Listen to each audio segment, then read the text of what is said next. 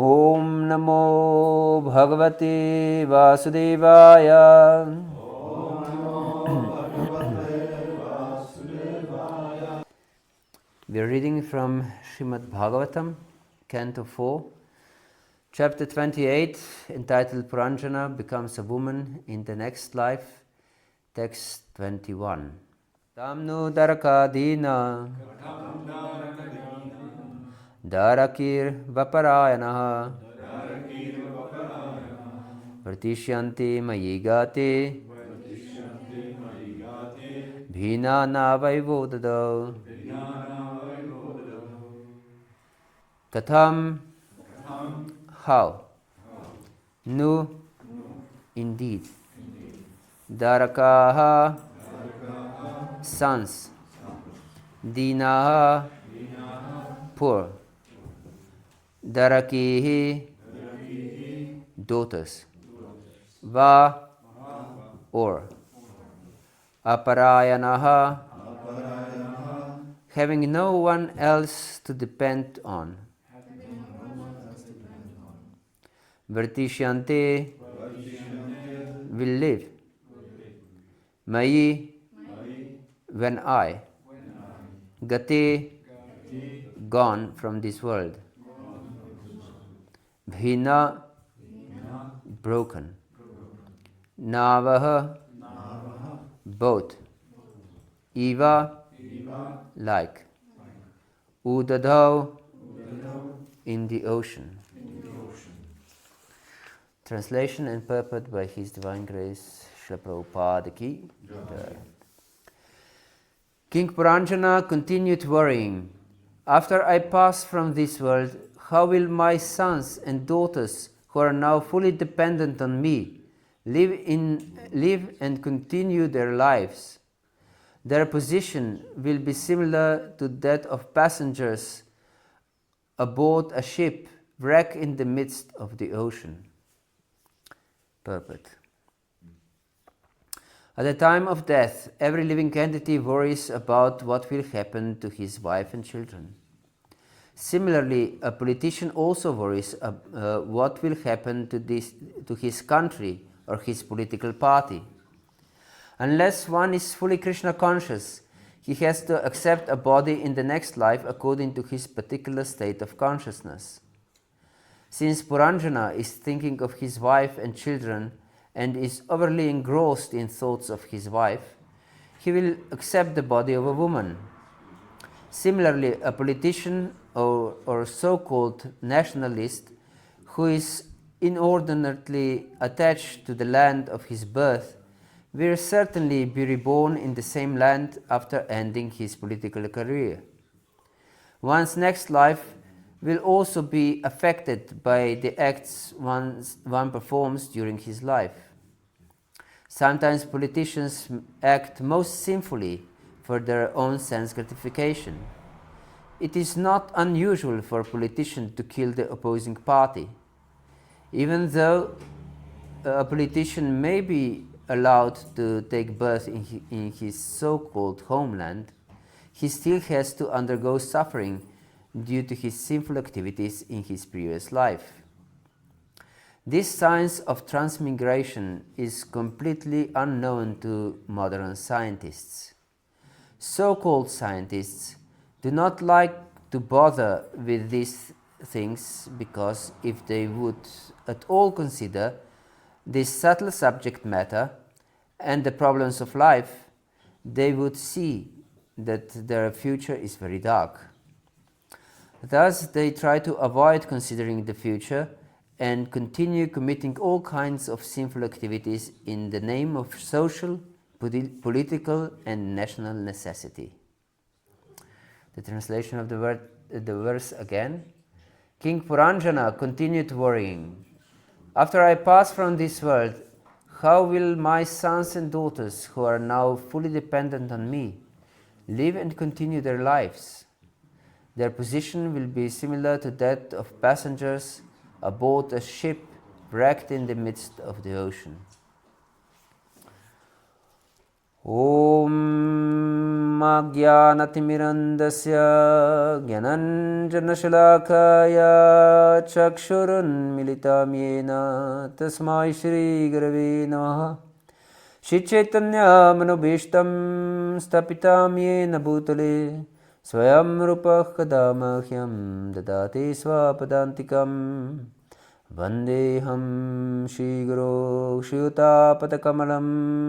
Gurun Vaishnavamscha Shri Rupam Sagrajatam Sahagana Raghunatanvitam Tam Sajivam Sadvaitam Savadutam Parijana Sahitam Krishna Chaitanya Devam Sri Radha Krishna Padan Sahagana Lalita Sri Vishakhanvitamscha He Krishna Karuna Sindhu Dinabandhu Jagatpate Gopesha Gopika Kanta Radha Kanta Namostute Tapta Kanchana Gaurangi Radhe Vrindavaneshwari Vrishabhanu Sute Devi Pranamami Hari Priye Vanchakalpatarubhyascha Kripa Sindhubhyahi Vacha Patitanam Pavanebhyo Vaishnavebhyo Namo Namaha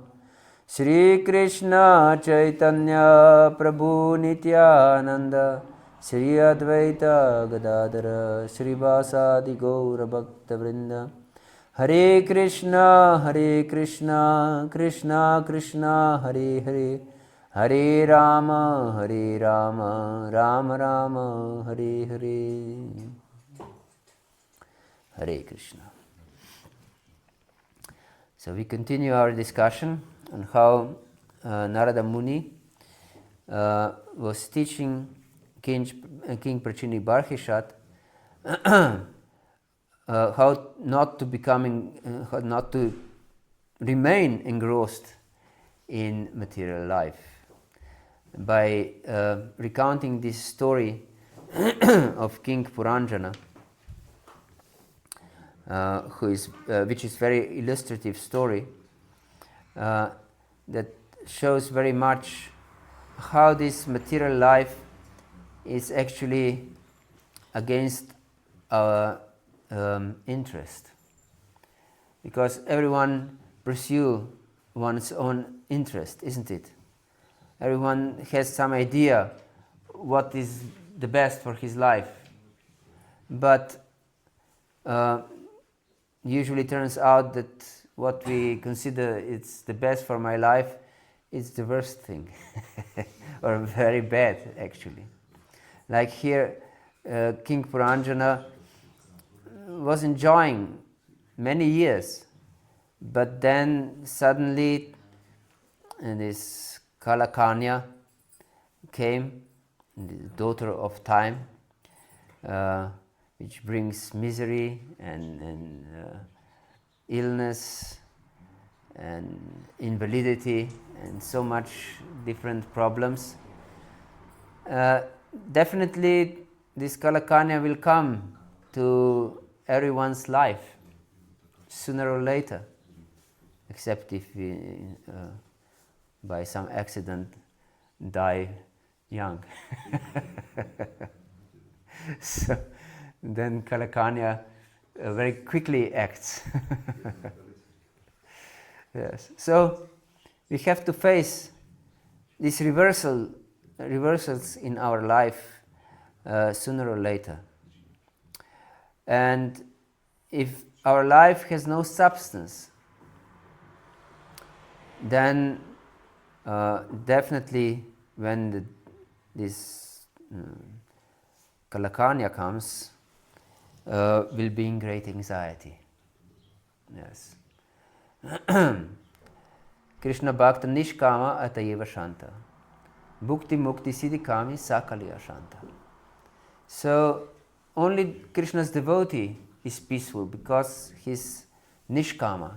He has no material desire. And this is actually the key for being happy. Not have a desire. Yes. Krishna also explains this in Bhagavad-Gita in so many places.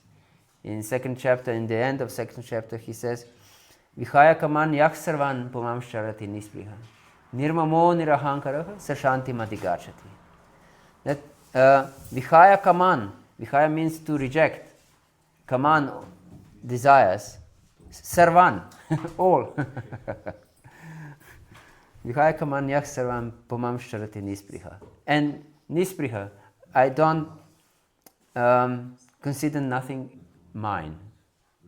Yes, I don't have hankering for anything. I don't have desires and no hankerings. Vihaya kaman yak sarvan pumam sharati nispriha. Nirmamo, nothing is mine. Nirmamo, nirahankara.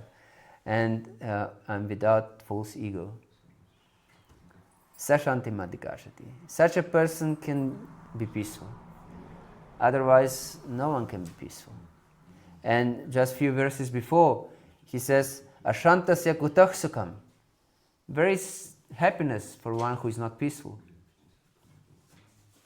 Not possible to be happy if you are not peaceful. But if you have material desires, not possible to be peaceful. So it goes hand by hand. Not having material desires and be peaceful and be happy. And again, if we have any kind of desire, we are not peaceful and therefore we cannot be happy. So yes, this is very important. And we can see how King Puranjana here is lamenting. Because he considers himself extremely important in the lives of these people. But usually we are fooling ourselves how important that we are. Because no one is very much important. Yes. This we should understand. Of course, if children are small, they need father and mother. But even then, it's actually Krishna who is providing for everyone, even for little children. There is a story of great commentator of Srimad Bhagavatam, Sridhara Swami. He was famous as Sridhara Swami, and Lord Chaitanya accepted him as the most authoritative commentator of Srimad Bhagavatam. And there was one Vallabha Acharya, one devotee, who wanted to read his commentary to Lord Chaitanya on Srimad Bhagavatam. And Lord Chaitanya didn't want to hear. And he wanted to read to other devotees, but no one wanted to hear because Lord Chaitanya didn't want to hear. So he was extremely frustrated because no one wanted to hear. And he was convinced how great commentary he had written. So finally he came to Gadadhar Pandit, and Gadadhar Pandit was an extremely mild person. He couldn't deny anyone's request. And so he forcefully read his commentary to Gadadhar Pandit. And Gadadhar Pandit, he didn't know what to do. He didn't have a heart to say, this person, stop, I don't want to listen to you. But in his heart, he said, the Lord is in my heart and he knows that I don't want to hear. But what can I do? But I fear devotees, I don't fear the Lord. I fear the devotees, because devotees can be very ferocious. Yes. So, Sridhara Swami, and why I'm telling this story from Chaitanya Charitamrita, because then this devotee came to Lord Chaitanya, and he said, my commentary is better. I rejected some statements of Sridhara Swami in my commentaries. And then Lord Chaitanya said to him, those who reject a Swami are prostitutes. Swami means also husband. And Swami is, of course, for Sridhar Swami. And so the person who rejects his Swami or her Swami is a prostitute. So, and then he realized that this is not proper, such pride, and he became very humble and submitted to Lord Chaitanya. So, Sridhar Swami. He was married person, and he had a wife, and his wife was pregnant. But he wanted to take sannyas. And then he decided to take sannyas immediately when the child will be born. But it happened that his wife died at childbirth. So he remained alone with the child. And he wondered, how will I take sannyas now? Because I have to take care for the child. And then it happened that he saw a small little lizard, baby lizard, who was crawling around in his place. And then some fly came by, and this lizard just extended his tongue and ate the fly. And Sridhar Swami understood. Yes, actually it's Krishna who supports everyone. Even this baby lizard, he received his food by Krishna's mercy. So the baby doesn't need me. He accepted sannyas immediately and left. Yes. I don't recommend this to Grihastha devotees. Don't take me wrongly. But nevertheless, we should take a lesson from this, that it is not I that I support my family, it's Krishna. Krishna uses me in certain social role, as we discussed yesterday, for this purpose also. But if I'm gone the next moment, who knows? Like Jesus said, that no one knows if we will stay till the evening or till tomorrow. No one knows when the time will come that we'll die. Yes, we can die on the spot. There was one Slovenian devotee, two actually, both fathers of small children. One it was a brother of Slovenian temple president from Ljubljana, and he went for a walk with the, I believe it was a 2-year child, and suddenly he dropped dead in this walk with the child. So, can you imagine the shock for the child? He just died on the spot. He was around 40 years old, not much. And the other devotee also, he also had a small child, similar age, like this other child.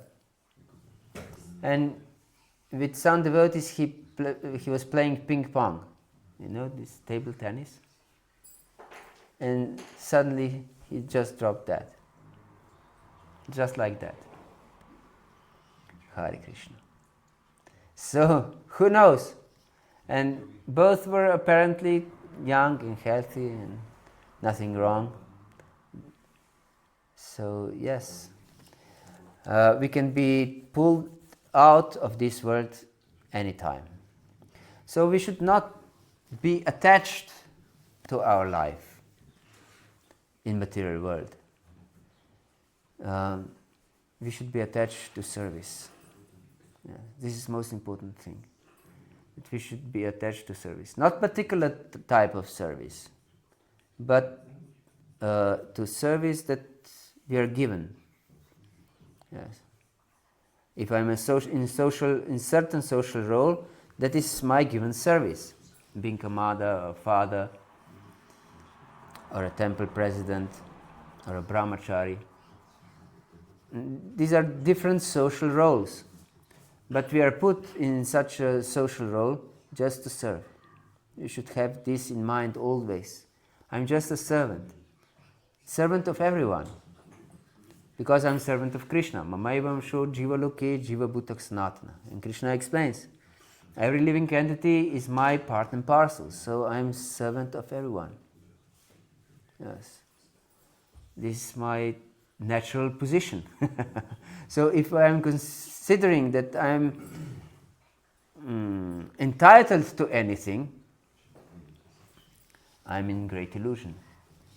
Yes. Even if I'm not given prasad or anything like this, I'm not entitled to it. I'm just a servant. Of course, this is very hard to have such a mentality, but it's a key for spiritual advancement. Trinada pisnichna tarori vasahishana amanina manatina ketaniya sadahari.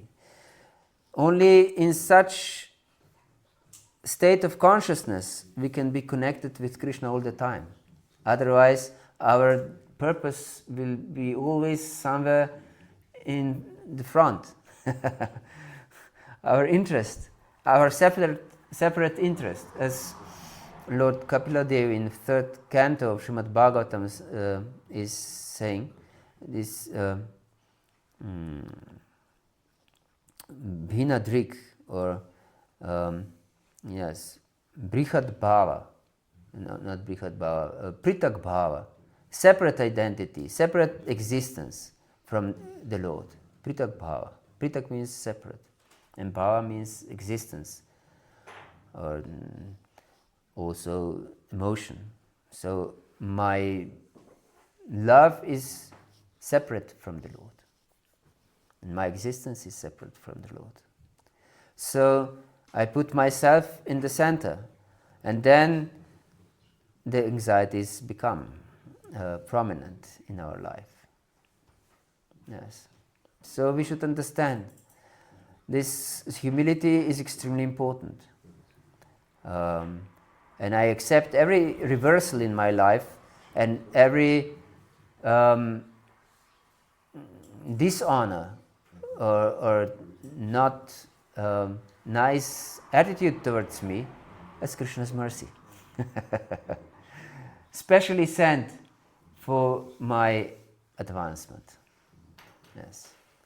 So we should always have this vision. It's not easy to have this vision because we are trained just the opposite from time immemorial. But actually it's crucial to acquire it. Yes, it's crucial to acquire it. Another thing that is important from this verse is that here, not just this attachment, but also here King Puranjana is mentioning that my relatives and those who are dependent on me are like passengers aboard a ship wrecked in the midst of the ocean. That means, if this is true, his statement, it means that he didn't perform his duty properly. Because one who is put in the role of some leadership, and actually everyone is in some leadership position. Mother has a leadership position for their children. Husband has leadership position for his wife and his whole family. So all their children have some leadership position for younger children. Brahmacharis has some leadership position. Grihastha, just to be a Grihastha, is also certain leadership position. By our example, we teach the whole world, how to live. So everyone has some kind of leadership position. And if we don't teach our dependents or those who we lead with our example, they become really like passengers aboard a ship wrecked in the midst of the ocean. Yes, because they are not properly trained for life. So it's a very responsible role to be in a leadership position. And as I said, everyone is in a leadership position, some kind of another. Yes, therefore, we mentioned yesterday or the day before yesterday, I don't know, this verse from 5th canto of Srimad Bhagavatam by Lord Rishabhadev. Gurur nasasyat svajano nasasyat pista nasasyat janini nasasyat devam natasya napatishasya namochayatya samapetivityam. Yes, we should be able to deliver those who are dependent on us from the hands of death. Yes. This is very important. So our example is extremely important. Once the Saint Francis of Assisi, I believe you have heard about him because he's most famous Catholic saint. Is there anyone who didn't hear about the Saint Francis of Assisi? You didn't hear? Oh, interesting. Yes, you live in China. So it's very far away. So Saint Francis of Assisi was a very special saint. As a young boy, he was a son of very wealthy merchant, cloth merchant. And he was dreaming about how he will become glorious and famous knight. Do you know what is knight? This warrior with a sword on a horse. This is knight. How he will become glorious knight, and he will fight, and everyone will glorify him. And he was very searching for different pleasures and funs and so on. And he really, one time, when he was a young boy, young grown-up boy, he went to this crusade fight. But before he came anywhere, he was enlightened, we can say, in some way or another. And he came back home. And he was completely changed. And he just prayed all day long. And he gave all this cloth of his father to poor people. And his father became extremely disturbed. And he took him to a bishop and said, "How can you give all my wealth away? It's not yours, it's mine. Also, what you are wearing is mine, it's not yours." And then this Saint Francis of Assisi took off all his clothes, so he was completely naked, and took shelter of this coat of the bishop.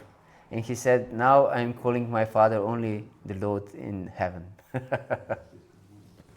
So he completely rejected his family, and then he was wearing some mendicant, or these beggars are wearing such a cloth, and he was praying in some small dilapidated church of San Damiano.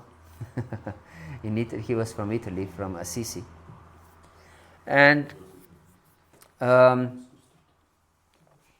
Later on, he became extremely powerful preacher. Extremely powerful preacher.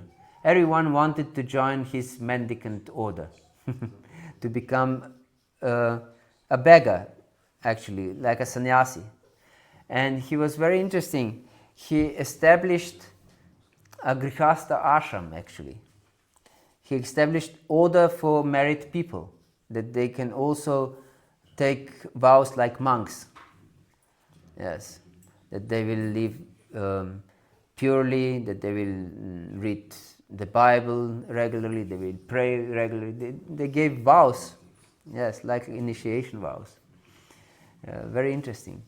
So once he said something very interesting, and he said that one should preach constantly, but only if there is a need, special need, we can say something. Yes. So this constant preaching should be with our example. This is most powerful preaching, actually. Most powerful preaching. So we are responsible for our dependence. This is the message here. So it's very important for parents that they will teach children to be independent persons who will surrender to Krishna. Yes. Not to do things instead of them. Many times it's easier to do it yourself than to teach a child how to do it properly. Because then it takes more time and it's not properly done. So it's easier to do it immediately yourself and instead of a child. But the child should be taught how to do things and how to do it properly. And not just these different house chores, but also also how to live properly a spiritual life. This is most important, to teach our children from before they were even conceived. You have to teach them. And then when they are conceived, they should have these devotional impressions, these samskaras all the time, even in the womb. And then when they are born, they also have to have these devotional samskaras. Yes. And only then can they live in spiritual atmosphere, and they imbibe it as the part of their life. And this is actually crucial for the development, spiritual development of children, that they understand it. And so from both, from mother and father, children should get this impression of love of Krishna. Yes. So it's very important that both fathers and mothers are chanting their rounds extremely seriously. Yes, with great focus on chanting.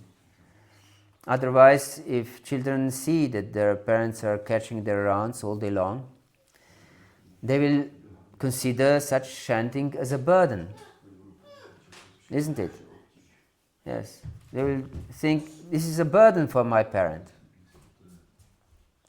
They don't love this thing, they just do it because of some vow they took, but actually they don't love their chanting. It's a burden for them. And because everyone wants to be happy, no one wants to be burdened. So this child will not want to chant because he doesn't want to be burdened. He wants to enjoy. It's natural. Everyone wants enjoyment. So if they will not consider that my parents are taking very seriously and they believe what they are doing with all their heart. If this is the most important thing, that means you should devote most important part of your life to spiritual life, not for maintaining our material body. Of course, it's also necessary to maintain our material body. Don't take me wrongly. We should take proper care of material body, but this is secondary.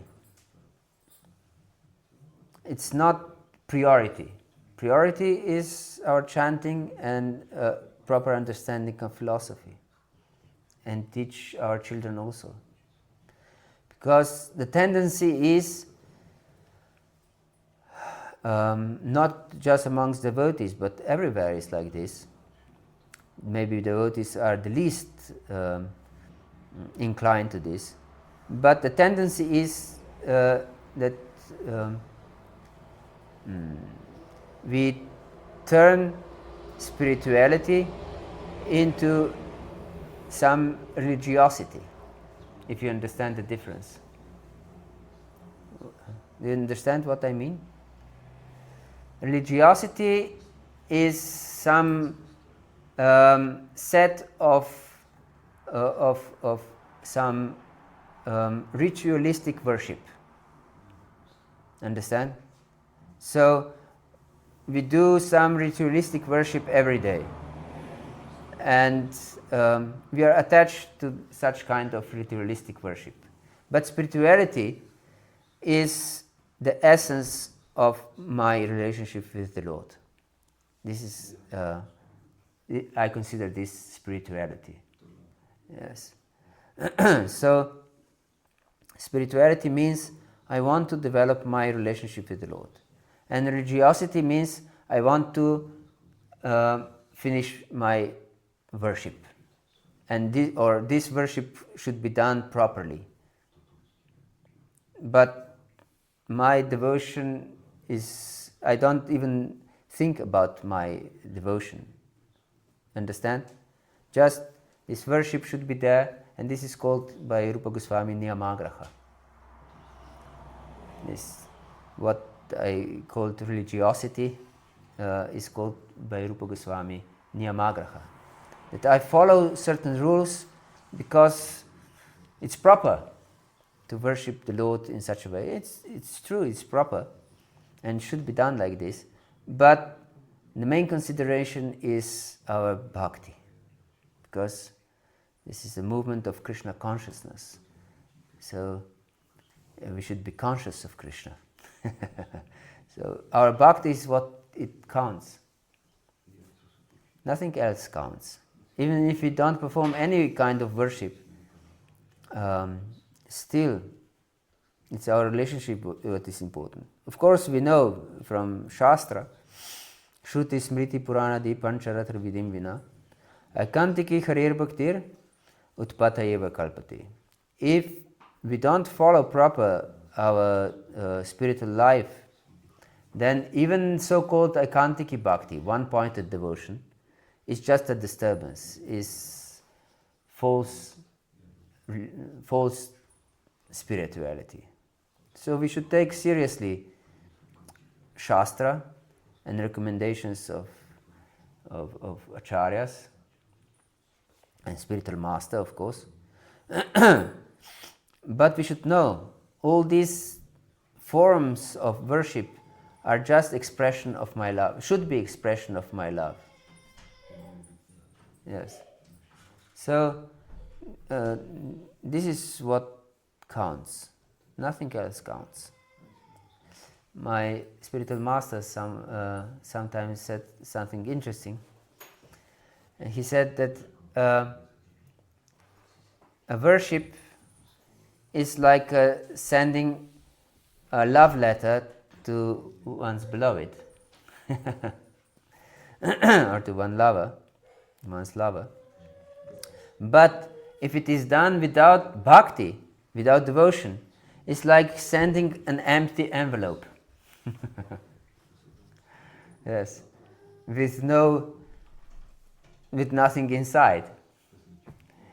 So, can you imagine you send a letter to your lover, your beloved, and he receives a letter, and he's very happy to receive a letter from his beloved, and he opens the envelope, but it's empty. It's an offense, isn't it? Yes. So, there should be substance to whatever we do in our spiritual life. Should be bhakti. Bhakti should be there. Yes, bhakti is most important. The substance is most important. So if we send our letter through a messenger or through the post in the envelope or in any kind of way,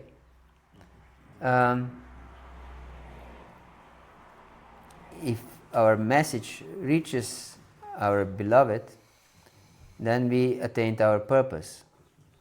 So yes, of course, if our message, our letter is completely dirty and and torn and in bad shape, it's also not very pleasing. You understand? So our expression should also be clean. Our life should be clean. Our consciousness should be clean and proper. So yes, but bhakti is what it counts. And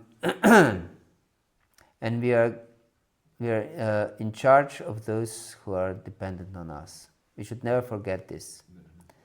And every one of us, we are in certain leadership position. Yes. Okay. Hare Krishna. Is there any question or doubt? Yes, please. Mě se jestli se to dá nějak změřit, ta bhakti, jakože jestli někdo vykonává, nebo sám na sobě, když vykonává něco ritualisticky, anebo někdo to dělá jako s tou bhakti, tak vnějšně to může vypadat úplně stejně, ale jestli se dá nějak odlišit, nebo jestli jsou tam nějaké symptomy, nějaký jednotka té bhakti. So he's interested if it's possible somehow to measure the bhakti, because externally it can look the same. One is performing activity and other person is performing activity, and one is doing completely mechanically and another is doing with full bhakti. So is there some way how to recognize, are there some symptoms or some unit of bhakti? Very good question. In English there is a saying, it takes one to know one. You understand? What does it mean? You understand? No?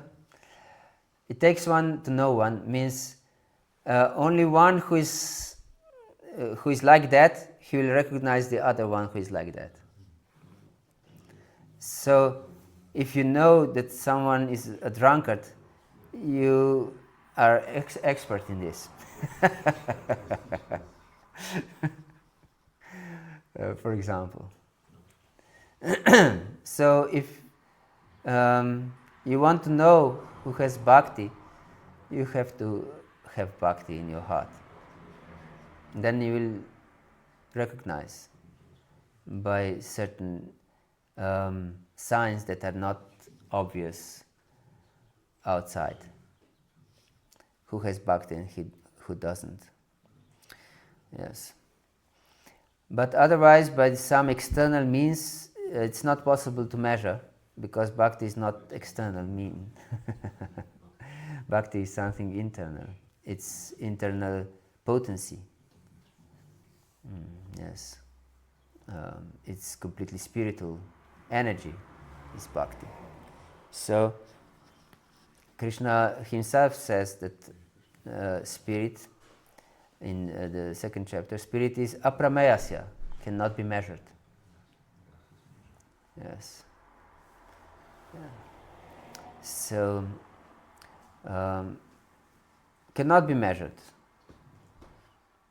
And there is a saying in Prabhupada mentioning, there is a Bengal proverb that too much devotion is a sign of a thief.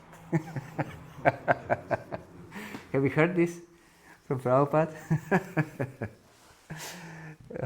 So if one is putting up a show of bhakti too much, he has some ill motives, not pure motives.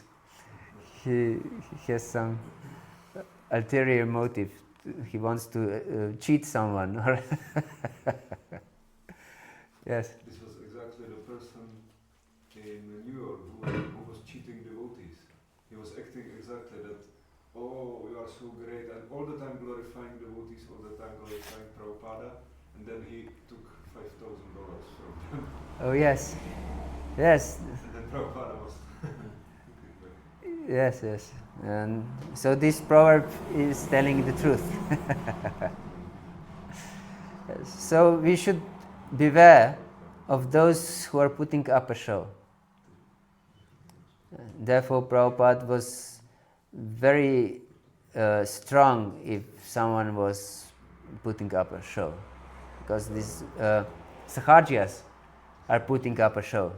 They dress like gopis and shed artificial tears and so on, and rolling on the ground. And he once one guy was coming to the temple and rolling on the ground, and Prabhupada said, just kick him in the head. And if he'll get up and run away, he's a pretender. Yes, and there was in I believe it's in Chaitanya Bhagavat, a story of Haridas Thakur.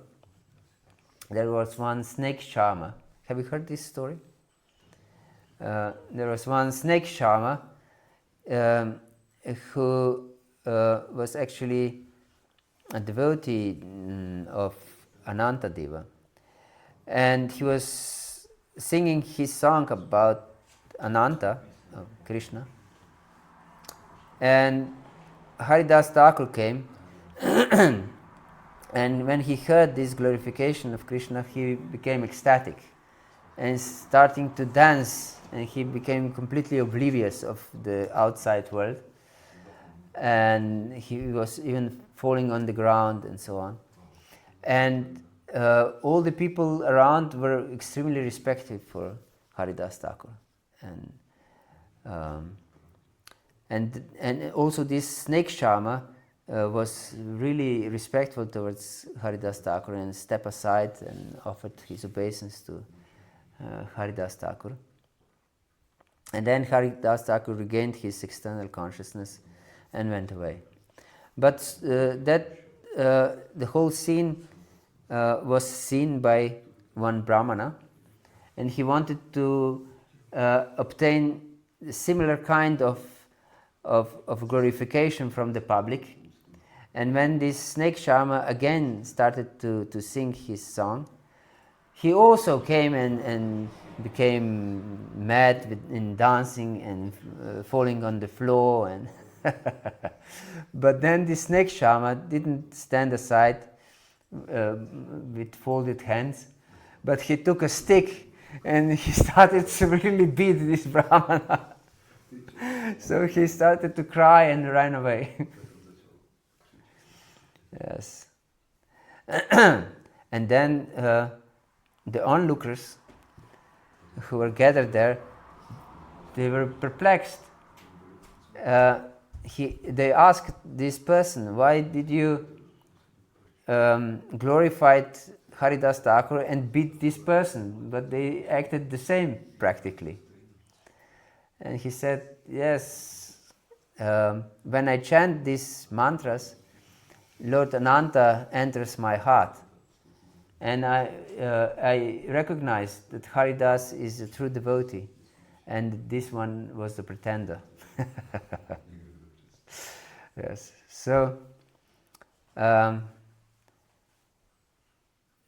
we should acquire bhakti. This is my my message. That Lord should enter our heart, and then we will be able to recognize who is a pretender and who is not, or who is just ritualistically does something, and who does it with bhakti. Hare Krishna. Anything else? So thank you very much for your attention. Oh, I have a small question. Yes. I mean, I'm a little studying this part of how to, recognize your anarthas due to Krishna's. You mentioned Bhaktivinoda Thakur's book of demons in Vrindavan, and this, like in Vrindavan, everyone was forced to serve Kamsa. Even devotees were forced to serve Kamsa. In Mathura, yes. Yeah, in Mathura, and I just want to get it right, to understand it right. Is it like representing this? Kamsa is representing actually something like exactly like ritualistic repression, or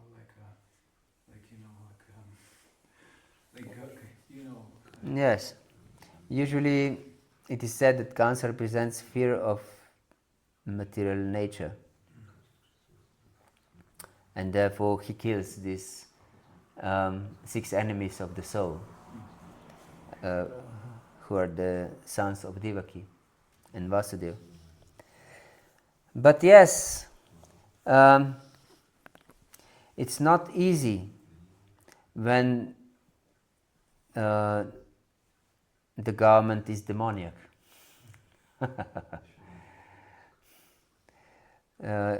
You all have this experience. We all are coming from communistic countries. Is anyone here who is not from ex-communistic country? No one. Yes. So it's hard to live in such atheistic dictatorship. But then bhakti can become very strong in one's heart in such reversals. Although externally one may follow the rule of demoniac forces, it is mentioned in Bhagavatam that even Narada Muni was glorifying Hiranyakashipu. He was singing in glorification of Hiranyakashipu. Yes, something far out, isn't it? So, yes, some work in his government, like a Krura. He was his minister, and he was sent to Vrindavan. And he took it as great mercy from Kamsa to send him in Vrindavan for Krishna. Yes. And some fled the country, fled out. Yes. Like Manidhar was one case such, that his family fled out of Czech Republic. So there are different things that one can do. One can secretly worship, because sometimes Krishna wants us, puts us in certain position to deepen our relationship and to deepen our hankering. Yes. So, to come to the essence. Because in such an environment, one cannot be very much ritualistic. It's described that even these fires of brahmanas were practically extinguished, although they should always be lit under the Kamsa's regime. Yes. So there is certainly a purpose by Krishna if we are put in such a position. Yeah. To deeper our hankering and sense of dependence on Krishna. Is this answering your question? Does it go together? You know, there's a mundane saying that God created spirituality and the devil made religion. Oh yes. This is a saying, huh? This type of saying that they assist each other by. Yes.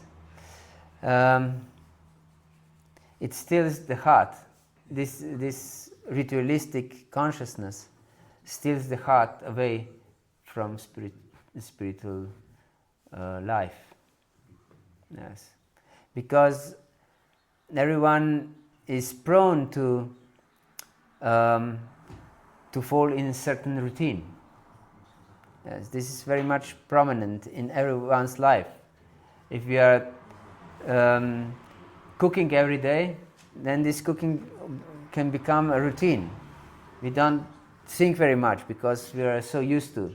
We're just throwing things inside and we know exactly how to do it. But maybe we are with thoughts somewhere else.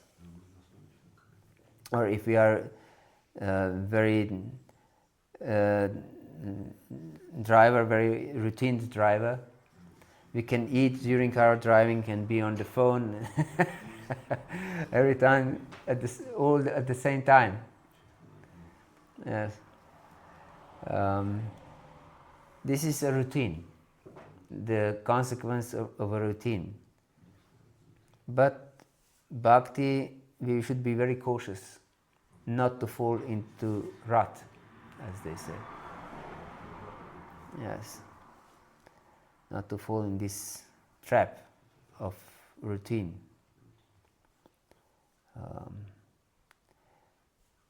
Therefore, it's Krishna consciousness movement. Prabhupada didn't establish movement for even Krishna worship, although definitely we worship Krishna.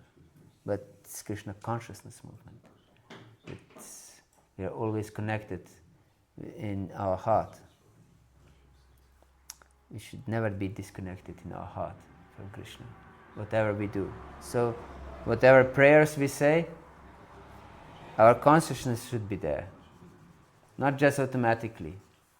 We may say some prayers besides Panchatattva Mahamantra and Hare Krishna Mahamantra. But if we say them repeatedly, again and again and again, the tendency is to think of other things and we just open our mouth and letters come out of the mouth, but the heart is somewhere else. Yes. So, therefore I'm stressing this deep chanting very much. Because as Lord Jesus said, wherever there will be your treasure, there will be also your heart.